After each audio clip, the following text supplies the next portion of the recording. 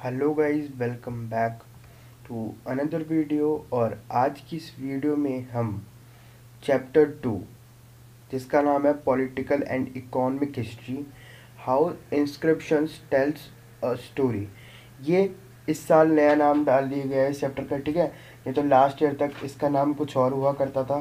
ठीक है, तो नाम चेंज हुआ है, बस कंटेंट सेम है। ठीक है, लास्ट ईयर तक इस चैप्टर का नाम होता था किंग्स, फार्मर्स एंड टाउन्स। ठीक है, अर्ली स्टेट्स एंड इकोनॉमीज। ठीक है, लेकिन इसका नाम चेंज कर दिया गया है और इसमें जो कंटेंट था वो एज इट इज़ वैसे ही है। ठीक है, तो इसमें जो है ना हम एमसीक्यू पढ़ेंगे। ठीक है, आप देख सकते हो। ठीक है, एमसीक्यू बहुत इंपॉर्टेंट है। सीबीएसई में हमारा जो एग्ज़ाम होता है, एग्ज़ाम पैटर्न लास्ट ईयर भी एग्ज़ाम पैटर्न जो था चेंज हुआ था और उसमें 1 नंबर के 20 क्वेश्चन आए थे। ठीक है, तो इस साल अगर चेंज नहीं हुआ, ठीक है, तब भी 20 क्वेश्चन आएंगे। और जितना अभी तक देखा है सैम्पल पेपर में, तो चेंज हो रहा है पैटर्न, तो ऑब्वियसली चेंज होगा। ठीक है, जब भी आपको इम्पोर्टेंट है। ठीक है, तो आप ज़रूर देख लेना है। चैप्टर 1 की वीडियो बन चुकी है एमसीक्यू की, या चैप्टर 2 की है हिस्ट्री की। तो हु वॉज, तो पहला क्वेश्चन है। ठीक है, तो जो जो भी आंसर है ना वो पहले से ही हाईलाइट है। ठीक है, फिर भी मैं हाईलाइट करने की कोशिश करूँगा। ठीक है, आप देख सकते हो। तो who was known as Devanama Piyadasi. ठीक है, पियादसी आपने पढ़ रखा होगा। ठीक है, ये एनसीईआरटी में जो पहला टॉपिक है उसी में आपने पढ़ रखा होगा। ठीक है, तो ये एक तरीके से टाइटल था। ठीक है, तो ये टाइटल कौन होल्ड करता था? वर्धमान महावीर, चंद्रगुप्त मौर्य, या फिर गौतम बुद्ध, या फिर किंग अशोका। तो इसका आंसर होगा किंग अशोका। ठीक है, ये इसका आंसर है। उसके बाद दूसरे पे चलते हैं। उस इसमें है कि who deciphered the Brahmani and Kharosthi script. ठीक है, ये आपने पता होगा कि ब्राह्मणी और खरोष्टी दो ये स्क्रिप्ट्स थी। ठीक है, मतलब लैंग्वेज। ठीक है, ये एक तरीके से लिखी हुई स्क्रिप्ट्स थी जिनको डेसिफर किया गया। ठीक है, मतलब वो ट्रांसलेट किया गया। ठीक है, और ये ट्रांसलेट किसने किए थे? तो कॉलिन मैकेंजाई, ठीक है, जेम्स प्रिंसेप, डीसी सिरकैस, या कनिंगम। ठीक है, तो इसका आंसर होगा जेम्स प्रिंसेप। ठीक है, तो अब आगे चलते हैं। कौटिल्य अर्थशास्त्र इज अ बुक ऑन। ठीक है, कौटिल्य जो थे, ठीक है, आपने पढ़ा होगा कौटिल्य कौन है। ठीक है, चाणक्य को कौटिल्य कहा जाता है। ठीक है, चाणक्य नीति आपने हर जगह देखी होगी। ठीक है, कहीं ना कहीं वीडियो देखी होगी। ठीक है, कौटिल्य ने एक बुक लिखी थी जिसका नाम था अर्थशास्त्र। ठीक है, और इसमें जो है ना क्या था? ठीक है, इसका जो मेन कंटेंट था या फिर फोकस जो था वो किस पे था? ठीक है, तो इकोनॉमिक रिलेशन पे था, या फिर principle and practice of statecraft, foreign policy, या फिर ड्यूटीज ऑफ किंग। तो इसका आंसर होगा principles and practice of state craft. ठीक है, ये इसका आंसर है। Megasthenes the composer of Indica. ठीक है, आपको पता होगा इंडिका एक बुक थी। ठीक है, जिसे मेगास्थनीज ने लिखा था। ठीक है, और अब इसमें ये क्वेश्चन है कि मेगास्थनीज था कौन? ठीक है, या तो वो ग्रीक एम्बेसडर था। ठीक है, या फिर चाइनीज पिलग्रिम, या फिर इजिप्टियन ट्रैवलर, या फिर ईरानियन स्कॉलर। ठीक है, तो इसका आंसर होगा ग्रीक एम्बेसडर। ठीक है, हाईलाइट हो रखा है, मैं भी कर देता हूँ। ठीक है, नेक्स्ट क्वेश्चन पे चलते हैं। अब special officers appointed by Ashoka to spread the message of Dhamma. ठीक है, वर्क कॉल्ड। ठीक है, तो जैसे कि सबको पता है कि अशोका ने ठीक है बुद्धिज़्म को अडॉप्ट किया था। ठीक है, और उसने बुद्धिज़्म को अडॉप्ट करने के बाद एक नया तरीके का ना, मतलब उसने रिलीजन हम कह सकते हैं, ठीक है, स्टार्ट कर दिया था जिसे धम्म कहा जाता था। ठीक है, तो धम्म को फैलाने के लिए किसको रखा हुआ था? ठीक है, जैसे कि अब हमारे हिंदू में देख लेते हैं। ठीक है, तो हिंदू में हमारे धर्म का प्रचार करने के लिए कौन है? जितने भी ये बाबा हैं, ठीक है, गुरु हैं। ठीक है, और वैसे ही अगर हम दूसरे रिलीजन में देखें तो मुस्लिम्स में कौन है? मौलवीज हैं। ठीक है, तो वैसे ही ये एक तरीके का रिलीजन बना दिया था। ठीक है, अशोका ने, ये एक आइडियोलॉजी थी जो रिलीजन पे बेस्ड थी, एक तरीके के रिलीजन कह सकते हैं। ठीक है, तो इसमें क्या था? इसको कौन इसका स्प्रेड करने का काम किसका था? राजू का, धाम धम शर्मणा, कुमार अमतिक, या फिर धाम धम महामत है। ठीक है, तो इसका आंसर होगा धम महामत है। ठीक है, ये 1 नंबर का क्वेश्चन है और ये इंपॉर्टेंट भी है। ठीक है, उसके बाद the Prayag Prashasti was composed by. ठीक है, प्रयाग प्रहस्ती एक तरीके की एक वो कहते हैं ना कि बायोग्राफी, ठीक है, या फिर पोएम को ना बायोग्राफी बना के लिखी जाती थी। ठीक है, जो पोएट्स होते थे ना, ठीक है, हर हर किंग का अपना कोर्ट पोएट होता था। ठीक है, जो उसका होता था, ठीक है, वो उसके बारे में एक पोएम लिखता था। ठीक है, तो उसको वो प्रहस्ती कहा जाता था। ठीक है, और ये जो प्रयाग प्रहस्ती है, ठीक है, ये किसने लिखी थी? तो ये विशाखा दत्ता, हरिसेन या अश्वघोष ने। तो इसका आंसर होगा हरिसेन। ठीक है, आगे चलते हैं। The famous Sudarshan lake is located in which state? ठीक है, सुदर्शन लेक कौन से स्टेट में? गुजरात में, महाराष्ट्र में, बिहार में या एपी मतलब आंध्र प्रदेश में। ठीक है, तो इसका आंसर होगा गुजरात। ठीक है, आगे चलते हैं। The जातकास were written in. जातकास का मतलब आपको पता होगा, ये बहुत इंपॉर्टेंट है। ठीक है, जातकास का मतलब होता है ओरल स्टोरीज। ठीक है, जो स्टोरीज उस टाइम पे मुंह से एक आदमी एक दूसरे आदमी को सुनाता था, दूसरे आदमी से तीसरा आदमी। अभी अगर आप देख रहे होगे रिसेंटली टीवी पे, तो जातकास जो थी ना वो वापस से चलाई जा रही थी डीडी नेशनल पे। ठीक है, तो आप देखना, बहुत ही अच्छी कहानियाँ होती थी। ठीक है, जैसे कि पंचतंत्र की कहानियाँ होती थी ना, वैसे ही इन्हें जातकास होती थी।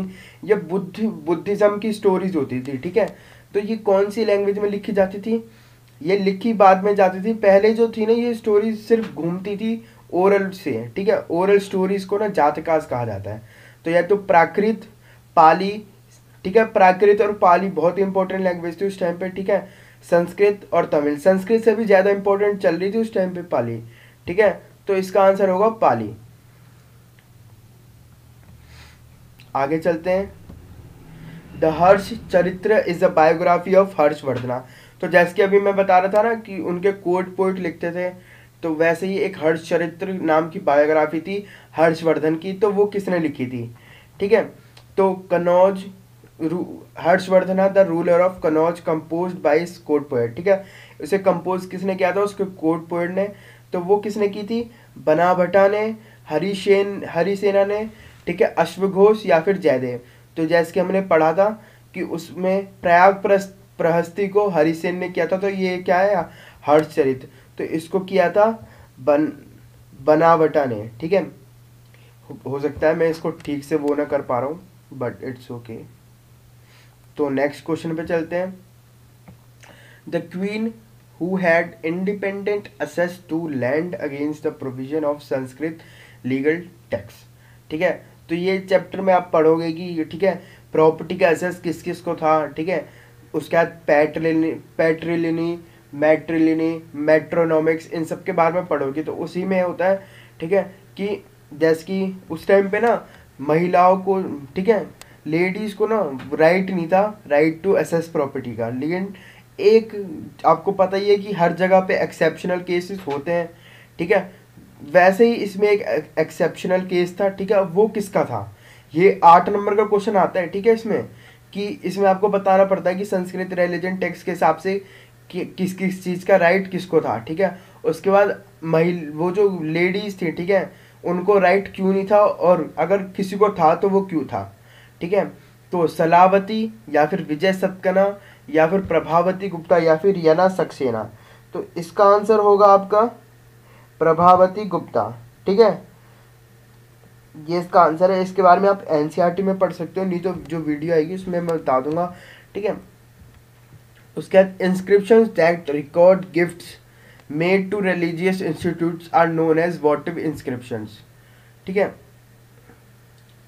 अच्छा इसमें थोड़ा क्वेश्चन गलत हो गया है तो आप थोड़ा सा इग्नोर कर देना। ठीक है, तो इसमें यहाँ तक पढ़ना है आपको। ठीक है, क्वेश्चन जो है ना वो यहीं तक आप देखो।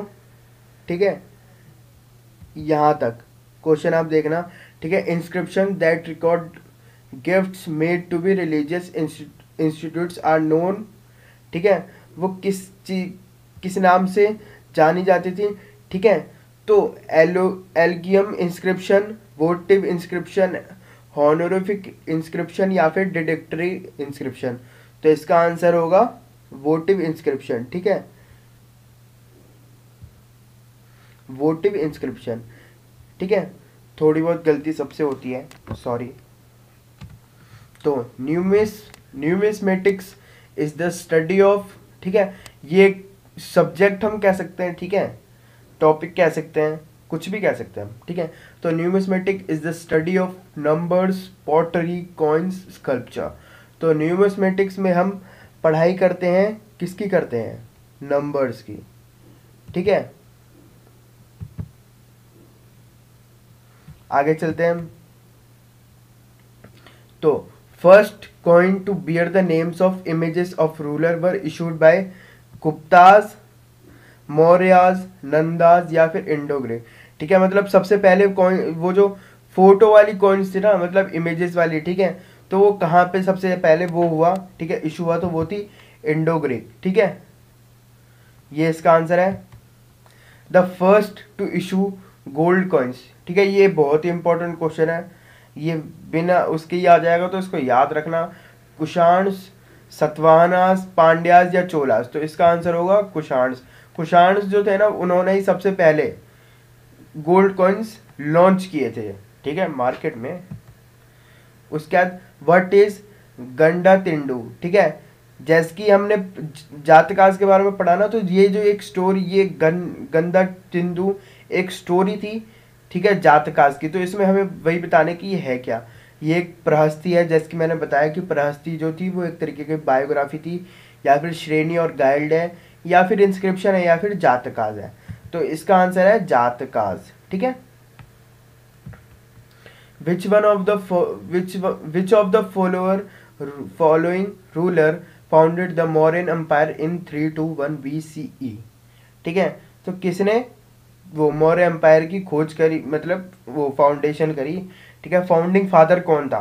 तो अशोक था, चंद्रगुप्त विक्रम आदित्य था, चंद्रगुप्त मौर्य था, या फिर बिंदुसार। तो इसका आंसर होगा चंद्रगुप्त मौर्य, ठीक है।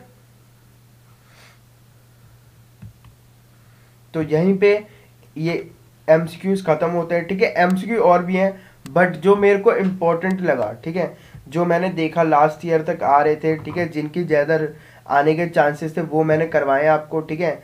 Something is better than nothing, ठीक है। अगर आप पूरी एनसीईआरटी नहीं पढ़ते हो, अगर ये भी पढ़ ये भी देख के चले जाते हो, तब भी आप कुछ ना कुछ तो ले ही आओगे, ठीक है। तो thanks for watching video, please don't forget to like, share and subscribe. Thank you.